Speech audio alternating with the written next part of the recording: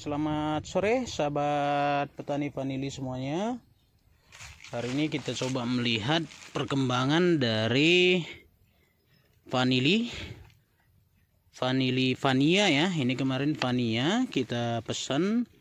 Sebenarnya ada 50 polybag yang kita pesan, tetapi mungkin karena faktor pengiriman ya yang jauh dari Bogor ke Sumatera Utara, kemungkinan masalahnya di proses pengiriman dan juga mungkin karena perubahan cuaca ya, sehingga dari 50 kemarin hanya sekitar 15 polybag yang bisa kita tumbuhkan, dan ini ada yang ke-17 ya, ada 2 lagi kemarin, mungkin tinggal hanya sekecil ya, mungkin hanya pendek saja karena yang lainnya sudah busuk semua. Baru kita kemarin coba masukkan di polybag dengan meletakkan saja, namun di atasnya kita buat kokopit ya, kokopit dan koko fiber ya. Ini di bawah ini koko fiber kita buat tanpa ada tanah ya. Jadi di sini kita lihat akarnya sudah mulai tumbuh. Ini kemarin pendek ya, udah pendek dan kecil sekali batangnya.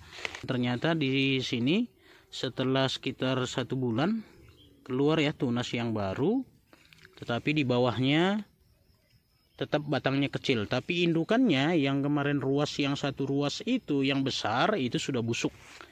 Jadi kita putik baru kita masukkan di polybag. Demikian juga yang ini, kemarin masih ada satu. Oh, ini ada 2 berarti ya. Iya, ini ada 2 yang tumbuh tunasnya. Kalau ini kemarin setelah yang besar ya, indukan yang besar putus membusuk dia, baru muncul sekitar 2 ruas tunas yang baru dan patah juga, sehingga yang 2 ruas itu kecil kita tanam lagi. Ternyata bisa tumbuh juga ya teman-teman. Nah, ini yang satu lagi, ini baru muncul tunasnya. Nah, coba kita lihat. Ini pun kemarin lebih pendek lagi ya dibanding dengan yang itu. Ini kita letakkan juga. Nah, tidak ada pembusukan ya. Aman sepertinya. Ya, aman sepertinya. Nah, ini dia. Akarnya sudah lumayan ya. Oke, ini tunasnya. Baru yang ini takutnya patah lagi karena rentan sekali. Nah, ini dia pendeknya teman-teman, hanya 1 ruas aja kemarin. Ini ruasnya hanya 1 ruas saja ya. Nah, hanya 1 ruas, ternyata masih bisa tumbuh juga ya. Oke, kita biarkan saja. Ini batang yang ini nih. Nah, kalau ini masih lumayan panjang, tapi setiap ruasnya sudah mengeluarkan akar. Oke, berarti udah ada 3 lagi, berarti sudah ada 18 ya yang kemungkinan akan bisa tumbuh dari 50 polybag yang kita beli ya. Itu pun kemarin kita belinya bareng teman-teman yang lain, sehingga bisa kita pesan sekitar 5.000 atau 3.000 kemarinnya, lupa kita. Nah, jadi ada 3 lagi harapan kita. Dan kita coba lagi lihat satu Vania yang kemarin kita tanam juga dengan cara tidak menanam di polybag seperti ini, dan kita hanya buat di mulsa kayu yang seperti biasa kita videokan, kita share ke teman-teman semuanya. Kita coba lihat apakah tumbuh. Nah, ini dia. Nah, ini juga Vania ya, Vania. Kita kemarin menanamnya tidak langsung ke tanah. Kenapa? Karena berdasarkan pengalaman kita selama ini, ketika kita melakukan penanaman di tanah, pada saat dia sudah mulai berproduksi, 2,5 tahun ataupun pada saat 2 tahun menginjak ke 2,5 ya, pada saat musim hujan semuanya kita lihat membusuk ya. Semua rata-rata membusuk karena dia langsung tertanam di tanah. Dan banyak sekali korban-korban yang kita rasakan di sini teman-teman pada saat melakukan penanaman langsung ke tanah. Awalnya bertumbuh dengan bagus, tetapi ternyata membuat vanili kita pada saat mulai produksi itu benar-benar memang bermasalah gitu ya. Jadi ini kita coba lagi dengan cara menanam tidak langsung ke tanah, tetapi kita buat gundukan kayu seperti ini ataupun mulsa kayu, kita sering sebut mulsa kayu. Nah, ini kemarin kita penanaman saat musim kemarau nih. Nah, jadi kita lihat apakah ada pembusukan. Nah, ternyata aman ya teman-teman dari ujungnya. Ini di ujungnya kita tidak tutup ya, kita tetap terbuka, dan kita bikin alasnya kayu-kayu kecil dulu, ranting-ranting kecil dulu. Nah, dan ternyata sudah tumbuh juga dalam waktu 1 bulan ya, kurang lebih bertumbuh juga dan kelihatannya segar ya. Jadi ini sepertinya aman nih teman-teman. Nah, memang ada jamur-jamur seperti ini ya.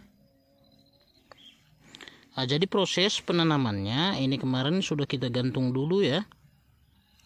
Kita sudah gantung dulu sekitar 2 minggu di atas kayunya ini. Baru setelah 2 minggu kemudian baru kita tanam seperti ini. Jadi kita buat dulu alasnya seperti ini, kayu-kayu ya, sehingga ketika misalnya hujan tidak tergenang air karena dia berada di atas posisi kayu ini. Nah, memang banyak nih jamur-jamurnya, tapi sampai sekarang belum ada masalah sih kita lihat ya teman-teman ya, kalau dia jamur kayu. Jadi tidak ada masalah. Ini akarnya kita lihat sudah masuk ke dalam nih. Ya, akarnya sudah ada di sini satu, di sini juga satu nih. Baru di sini lagi ada akarnya lagi. Enggak kelihatan ya. Sini ada lagi akarnya yang sudah masuk. Nah, berarti udah ada 1 2 3 akar yang menancap ke bawah. Ini adalah akar pencari makan. Jadi kalau untuk menopang nutrisi yang hanya baru 1 itu cukup kuat ya. Oke, baru ini kita tutup lagi. Nah, baru langkah selanjutnya nanti kita lakukan adalah pemotongan pucuk pertama ya, setelah kira-kira misalnya udah setinggi sekitar 1,5 meter ya, mungkin di sini.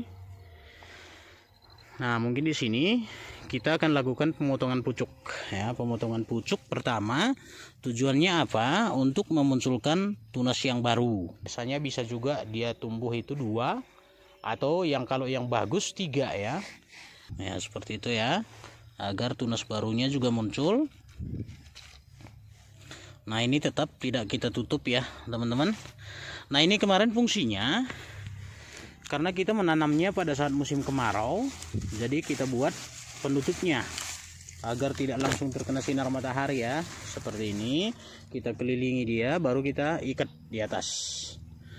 Nah, jadi tidak ada masalah karena ada pelindung juga sementara pada saat musim kemarau. Jadi tidak ditentukan ya apakah kita menanamnya di musim kemarau ataupun di musim hujan. Kalau misalnya di musim hujan boleh, kita tidak usah melakukan sungkup, membuat sungkup seperti ini. Tetapi kalau musim kemarau wajib kita buat sungkup dari tanaman-tanaman, mungkin bisa aja daun pisang atau yang lainnya yang menyerupai, agar ada pelindung dari matahari seperti itu ya. Baru proses penanamannya memang kita biasakan itu dari arah timur Ya, kenapa? Karena kita terpikir untuk menghindari fusarium ya. Karena pada saat pagi hari matahari itu menyinari dari arah timur ya di daerah kita, sehingga pada saat pagi hari di sekitaran akar ini itu terkena sinar matahari. Karena fungisida yang terbaik itu adalah matahari. Jadi kita biasanya buat selalu arah penanamannya ini dari sebelah timur. Ya, kalau memang kita mau buat dua ya kita buat lagi sebelah barat. Pada sore hari juga kan ada juga sinar matahari yang mengenai atau menyinari daripada akarnya. Nah, itu dia. Nah, jadi itu yang akan kita kembangkan untuk kedepannya. Baru untuk pemupukannya ya, kita buat ini dengan ekoenzim dan jakaba. Jadi ekoenzim itu kita larutkan ke dalam air 10 liter sebanyak 100 ml atau 100 cc. Demikian juga untuk jakabanya 100 cc. Jadi 1:1. Ekoenzim 100 cc, jakaba 100 cc. Jadi memang itu tetap kita kembangkan ya teman-teman, karena sejak kita pakai jakaba dan ekoenzim itu cukup membantu untuk memenuhi nutrisi selain daripada akar kayu-kayuan busuk seperti ini ya. Itu menurut kita cukup bagus. Dan kalau khusus untuk ini kita sudah melakukan penyiraman sebanyak 2 kali, tapi yang terakhir kita gunakan kemarin ekoenzim, PSB, dan urin kelinci. Jadi kita kembangkan 4 ya, ada 4 jenis organik cair yang kita pergunakan untuk kebutuhan nutrisinya. Begitu juga dengan yang lainnya yang sudah dewasa, yang sudah besar, tetap kita pergunakan juga itu ya. Tetapi hal faktor utama yang paling kita sarankan adalah pembuatan mulsa kayu seperti ini teman-teman ya. Jadi jangan lagi ke dalam tanah, jangan lagi ke bawah tanah, jangan terkena tanah, karena itu akan membuat vanili kita banyak sekali korban untuk busuk batangnya ya, busuk batang vanili. Kalau ini sementara kita belum menemukan yang sudah kita lakukan seperti ini. Jadi nggak ada lagi serangannya. Kalau dulu begitu musim hujan seperti sekarang, wah luar biasa. Nah, ini akar-akarnya teman-teman, akar yang baru nih, akar pencari makan. Dari sulur lingkar ini sudah mengeluarkan akar, padahal ini mungkin sebulan lebih ya kita buat, ternyata sudah keluar akarnya. Jadi di sini juga ada akar. Jadi di satu sulur lingkar yang kita buat ini sudah ada 2 akar ya, 2 akar yang menjangkau ke tanah ataupun ke kayu-kayu lapuk, kayu busuk yang kita buat. Dan sampai sekarang kita belum menemukan yang busuk ya sejak kita tutup ini. Nah, coba kita lihat lagi di sini. Nah, kalau ini juga sudah ada akar pencari makannya di sulur yang ini. Nah, jadi dia ini juga muncul lagi nih teman-teman, yang baru nih. Nah, yang baru lagi akan muncul nih. Apakah di sini ada juga yang muncul? Belum ada, baru ini. Berarti ada 2. Akan ada 2 lagi di sini. Ini seluruh lingkar juga ya, teman-teman. Jadi kita tutup aja seperti ini. Ini akarnya juga kuat sekali. Nah, jadi ini sebagai pembatas juga agar sulurnya tidak terkena air, tergenang air, dan tidak mengenai tanah yang pada saat kondisi hujan itu basah ya, tingkat basahnya tinggi. Nah, ini juga calon akar pencari makan. Nah, ini sudah panjang teman-teman, dia masuk ke rongga-rongga kayunya. Nah, jadi kalau selagi batangnya ini di atas aman, kalau akar tidak masalah, mau kemana pun dia tidak masalah. Nah, seperti ini dia. Dan ini juga kita tetap pergunakan ekoenzim dan jakaba ya, pupuk organik cairnya. Jadi menurut kita cukup bagus ya teman-teman.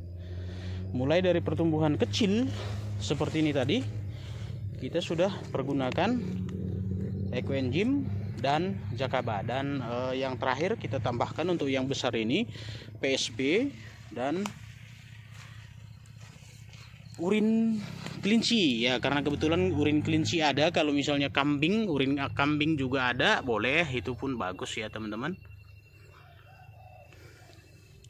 Nah, karena di dunia vanili yang disukai itu adalah vanili yang organik ya, jangan menggunakan pupuk kimia. Nah, ini lagi contoh satu sulur lingkar yang akan kita buat. Ini udah naik lagi dia, tetapi dia tidak menjangkau ke bawah ya. Coba kita lihat. Nah dia hanya sampai sini nih. Jadi kita harus tarik nih untuk membuat sulur lingkarnya seperti video kita sebelumnya ya teman-teman. Tapi pelan-pelan, karena pada saat muda dia itu mudah sekali patah.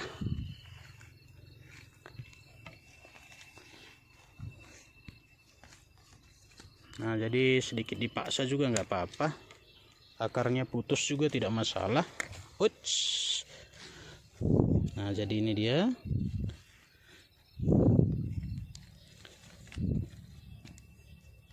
Nah, pakai pisau ya untuk memutuskan akarnya ini.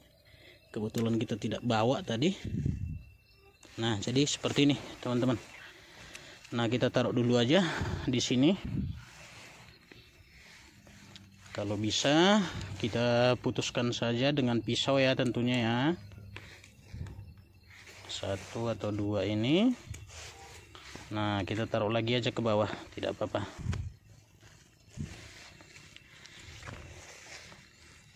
Nah, ini memancing atau merangsang dia untuk nanti memunculkan akar yang baru. Nah, sehingga nanti akan muncul akar yang tadi bisa aja menjadi akar pencari makan atau menumbuhkan yang baru. Sebagusnya memang kalau dia sudah tua, akar ini kita potong, daunnya kita potong. Yang kita potong adalah yang menjangkau ke mulsa aja ya, mulsa kayunya yang paling dekat. Nah, kalau untuk ini biar tidak bermasalah, kita kaitkan ke batang ini, jadi dia naik lagi. Nah, jadi ini menjadi saluran nutrisi juga nanti ketika akarnya sudah muncul. Nah, begitu dia teman-teman, seterusnya. Jadi bertumpuk-tumpuk nanti, tidak masalah. Untuk mulsanya kita tetap tambah atau diperlebar boleh. Oke. Nah, itu dia teman-teman, terkait dengan perkembangan daripada penanaman yang tidak langsung ke tanah. Karena masih ada juga teman-teman kita yang menyanggah kami melakukan penanaman vanili itu langsung ke tanah tidak ada masalah ya. Sementara memang tidak ada masalah, itu yang pertama. Yang kedua, kemungkinan karena teman-teman berada di daerah di bawah 1000 meter di atas permukaan laut, itu mungkin tingkat basah tanahnya, tingkat kebasahannya tidak terlalu basah ya, sehingga tidak terlalu bermasalah untuk vanili. Tetapi kalau di dataran tinggi, kita sarankan teman-teman buat seperti ini. Jadi menanam di atas, bukan di atas tanah ya, tidak langsung mengenai tanah, sehingga itu lebih aman. Dan mungkin kedepannya juga kita lebih gampang untuk mengatur ataupun mencegah, mengendalikan dari busuk batang vanili. Oke, itu aja mungkin sekedar saran untuk hari ini, sahabat tani vanili semuanya, khususnya petani vanili. Jangan lupa subscribe channel kita, like dan share. Mungkin teman-teman kita yang lain juga membutuhkan informasi yang kita sampaikan. Oke, terima kasih. Salam menjua-jua.